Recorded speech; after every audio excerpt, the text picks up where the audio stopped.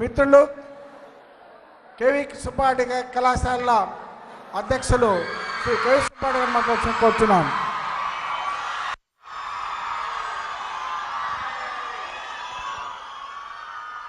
వేదిక పైన ఉన్న జన హృదయ నేత జగన్మోహన్ రెడ్డి గారికి, మన ఎంపీ బుట్ట రేణుక గారికి, ఎమ్మెల్యేలు ఐజయ్ గారికి, గౌరు చరితారెడ్డి గారికి, వెంకట్రామరెడ్డి గారికి, ఇతర పెద్దలందరికీ నమస్కారం. రాయలసీమ ముద్దు బిడ్డలందరికీ శుభాశీస్సులు. ప్రియమైన తమ్ముళ్ళారా, చెల్లెళ్ళారా, బిడ్డలారా, నాది రాయలసీమ, నాది కర్నూల్,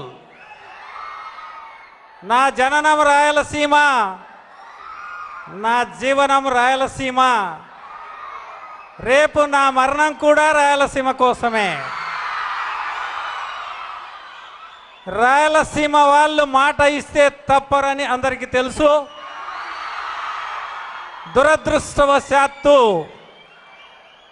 1953లోనే అయ్యా ఈ కోస్తా ఆంధ్రతో మమ్మల్ని కలపొద్దు అని మద్రాస్ రాష్ట్రం విడిపోయిన నాడే మన నాయకులు అంచనాకు వచ్చారు. కోస్తా వాళ్ళు మనల్ని నిండా ముంచేస్తారు అని భయపడ్డారు. కానీ జరిగింది ఏమిటి? మీకు రాజధాని ఇస్తాం, మీకు నీళ్ళు ఇస్తాం, మీకు నిధులు ఇస్తాం, రాయలసీమను సస్యశ్యామలం చేసుకోండి అని ఆనాడు రాష్ట్రాన్ని కలిపేశారు. మళ్ళీ 2 సంవత్సరాలకే రాజధాని పీక్కపోయి హైదరాబాద్లో పెట్టారు. సరే, సవ్యంగా సాగుతున్నటువంటి సమైక్య రాష్ట్రాన్ని మనల్ని అడిగి ముక్కలు చేశారా? కాబట్టి మనకు తెలియకుండానే రాష్ట్రాన్ని ముక్కలు చేశారు. ముక్కలు చేసినప్పుడు మనకు ప్రత్యేక హోదా ఇస్తామని చెప్పారా లేదా? ఇస్తామని పార్లమెంట్ సాక్షిగా ఆనాటి ప్రధానే హామీ ఇచ్చారు. కానీ ఆ హామీని తుంగలో తొక్కారు. ఈరోజు ప్యాకేజీ అంటున్నారు.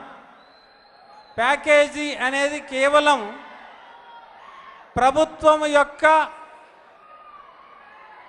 అందుబాటులో ఉన్న వ్యక్తులకే చేరుతుంది.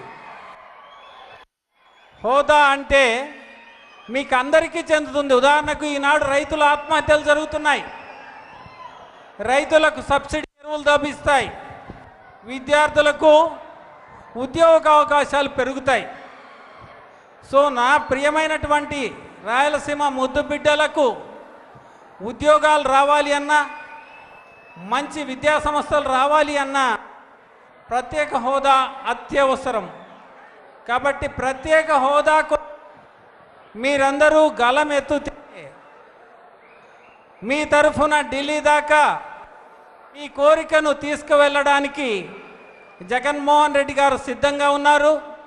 కాబట్టి మాకు ప్రత్యేక హోదా కావాలి అని మీరందరూ, ఎందుకంటే వృద్ధుల కంటే యువకులే ఏమైనా సాధించగలరు, ఆ అవసరం కూడా మీకే ఉంది.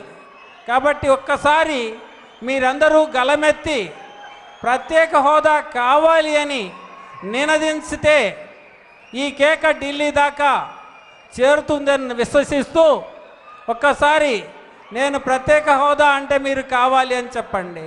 ప్రత్యేక హోదా, ప్రత్యేక హోదా, ప్రత్యేక హోదా. Thank you.